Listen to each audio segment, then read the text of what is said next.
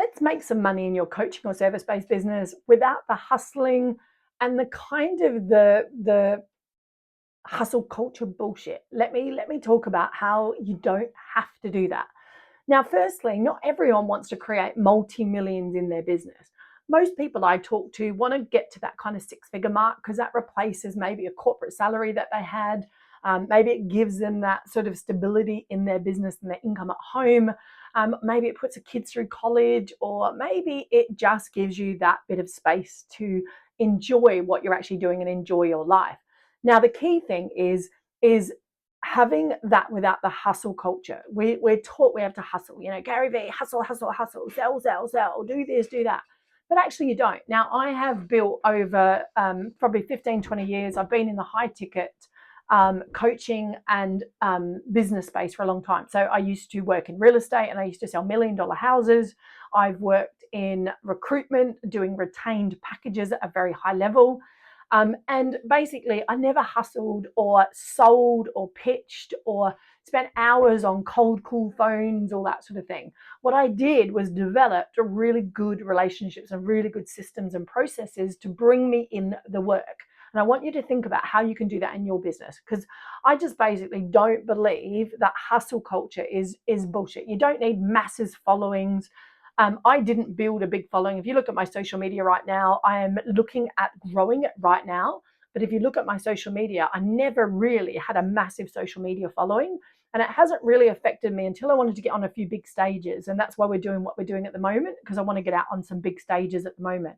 But initially, to get my clients and create the income I wanted to create, I needed some consistency on at least one platform. But you don't need to have a massive following. You need to have the right audience. And what I'm really good at doing for myself is knowing who those clients are. I can sell like literally very, very quickly. So again, you've got to build what's right for you. But I want to talk to you about some sustainable revenue, some processes that you can take today that are a little bit different, especially if you're getting to that first 100K. And I'll talk about the difference of going from 100 to multi six figures and how you want to do it. That's when systems and process and audience becomes much more important, if that makes sense, because that's when you want to grow. You want to grow because you want to leverage potentially other people's audiences. You want to have more systems in place. You're potentially running paid ads, things like that. So that's your growth phase. But to get to the first stage, you don't need that. But let's throw out some of this constant hustling leads to burnout, especially with coaches and service-based businesses and women. I find you don't need to do that. There are elegant ways of selling and creating your ideal clients without having all those salesy types of things. So the first thing is I want you to think about, what are you actually offering at the moment? So do you have a value ladder? Now, when I first got started, one of my favorite guys, and I talk about this, is Clayton. I was taught it through Tacky, I think, though. It's a Power of 5 one. So it's having one core product, one traffic source, one conversion method, one problem that you solve, and doing it for 1 year can create your $1 million business. Now, what I do put a proviso around that is you want to have at least 2 levels of service around it. And the reason being is you want a bit of a value ladder.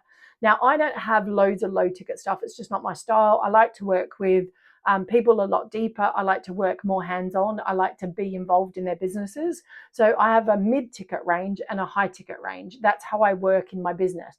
What I do have as a value ladder is, at the moment, I've just finished my book. My book will be part of my low-ticket value ladder, and I'll probably end up doing one free course. I'll give something away shortly moving forward. But what you want to have is maybe a couple of different ways that people can get into work with you and build the know, like, and trust factor. I say if you're getting started, go mid to high ticket, because it gives you the money to grow your business.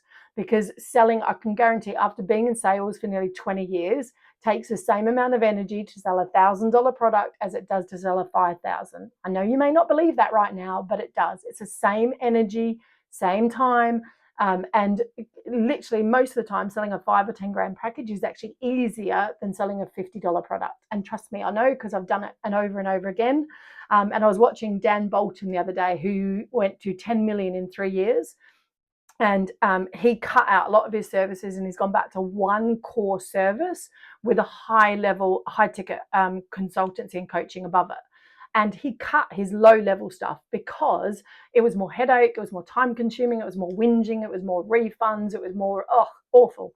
So again, you don't have to build a business like that just because someone else tells you. You don't have to. You can do it your way as well. But ideally, you want to have at least 2 levels of service. So it makes your sales conversations easier. You can go, hey, do you prefer to work in a group format? Great, I've got this product and program and we work in this format in a small group and it's this price. Or if you prefer more one-on-one high-level support, maybe a bit of done with you services, then we work at this level. What sounds right to you? So it makes it easy when you're talking to someone about how they might want to work with you, also how their budget might fit with you. They might not be able to afford you one-on-one, but they can afford you into a group format. So again, you want to think about your value ladder. How does your customers go through a journey with you and create that value ladder? And low ticket offers really should be used for things like traffic, adding people into your community, nurturing a bottom layer to then have clients coming from that layer into your higher level services. But they keep the revenue flowing sometimes. The second one is then obviously is recurring revenue. So where are you building recurring revenue in your business? Now that could be a 12-month program with a payment plan. It's recurring revenue because you know it's coming in. It's a payment plan. It's committed from the client and it's over a period of time. So it gives you some stability in your business. It could be a membership or a subscription type model. Now, I'm not a favorite of those. They don't suit me. They don't suit my style of business, but some people love them. You know, if you can show up regularly and you love like nurturing a community and hanging out with them and being there all the time, that's a great membership. And also, if you have a business that has an ongoing need, so it has to have an ongoing need. If you're in a membership style model, it has to have an ongoing need. Things change all the time. So I was talking to someone about a HR membership the other day. It's great because when new legislation comes out, there's always changes going on. There's always new things that business face, so they can educate along the way their community. Marketing tends to work quite well because marketing angles change all the time. Foundations stay the same and structure stays the same, but there's always some new thing coming on or new angle of marketing you can teach or help your clients achieve. So with a recurring revenue with a subscription model, it's got to have an ongoing need. So, Hello Foods, like it's a weekly need. They need to get fed. So what's a subscription model works really well when there is this ongoing desire for the thing that you have or doing. I like hybrid programs. I like education. I like masterminding. I like problem solving. Monthly retainers, again, just taking your services from being one-on-one into a retained based service gives you more stability in your business to grow. And why do you want more recurring revenue? Well, 2 things. It stops this horrible roller coaster ride of ups and downs. And when I started doing that in my business, the breath take of breathing and knowing that the money was coming in each month means that you can hire staff. It means you can outsource some resources. It means you can grow. And without that recurring revenue, you're just under stress all the time in your business, wondering where your next client's coming from. So you really want to start to think about what's your recurring model and that works for you and the way that you work. Not just because someone else is doing something, but how are you working? What do you enjoy doing? What do you enjoy delivering? And how can you add that to your business? And then the third thing that you want to do to stop this hustle burnout is to literally start to create a marketing journey for your clients. So we want to have a strategy that leads them from, like I said, someone that's cold that maybe doesn't know you, getting to know, like, and trust you, and then ideally buying from you. Now, it's got to be the right audience you want to bring in the first place, and they've got to have a problem that you can solve. So, but you want to have a strategy that then you can test and tweak. So one of the biggest problems, and I was talking to Nick James about this from Expert Empires the other day, around the biggest problem I see is most people start something. So they might run a webinar or they might run a great live workshop and then they never do it again. And they get sales from it. And you're like, why? Why aren't you repeating the process?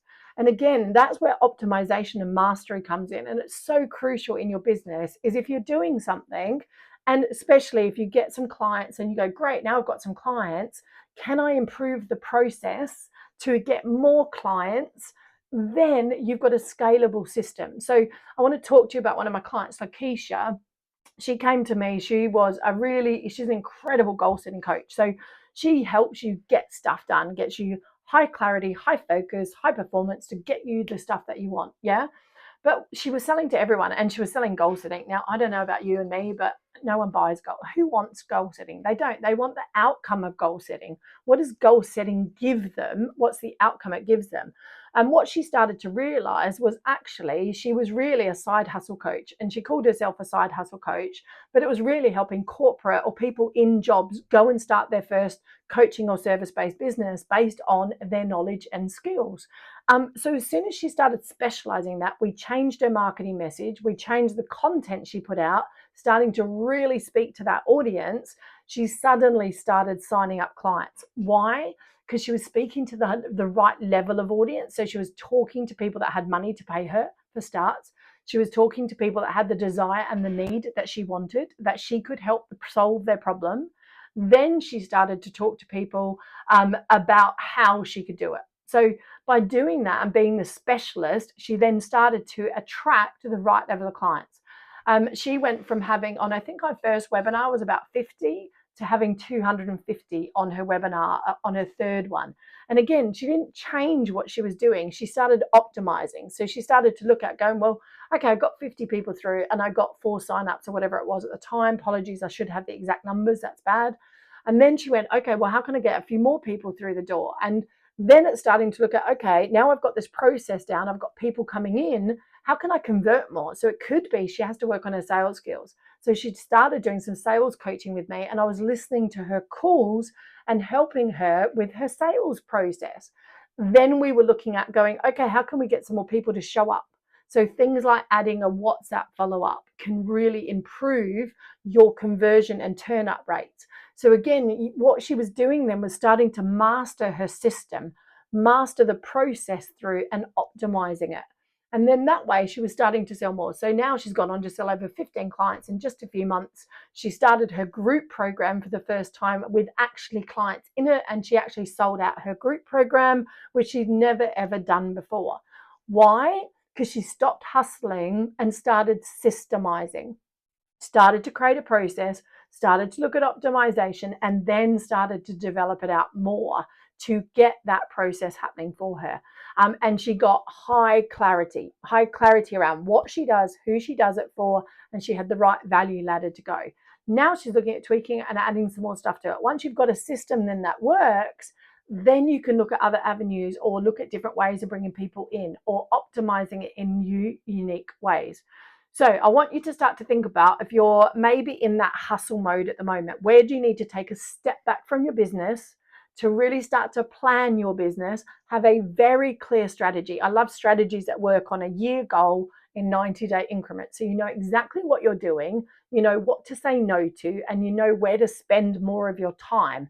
So a lot of people will say to you, oh, spend time on money generating activities. What the hell does that mean? Like, what does it actually mean? Like, where do you spend your time if you don't know, if you're not generating income? So again, that's where it's really important to think about your strategy. Let's create some sustainable revenue. So we want to look at your value add. Do you solve a problem that's ripe in this marketplace? So is it relevant to the market? Is it relevant to your audience? Is it really highly in demand right now? Then I want you to think about what levels of service do you have around solving that problem for your clients. So like I have a group program I'm about to relaunch. I'm actually just rebranded it. It's quite exciting. But I have a group program I work with, and then I have a done with you high level service. So again, I have the value ladder around solving my clients' problems. Do you have recurring revenue coming in? Is it a monthly retainer or some way that people can pay you on a monthly basis? Because then you can start to hire staff, you can start to grow, you can systemize your marketing, and you can have some spend in your business. And then are you creating a very simplified marketing journey from taking your client from unknown to buying from you that's not massively complicated, but something you can optimize, tracking, you need to track your numbers and grow from there. So if you want to ditch the hustle, check out some free, I've always got some free resources below for you. Hit subscribe on this channel. Please make sure you hit subscribe. Come back and watch some more of my videos.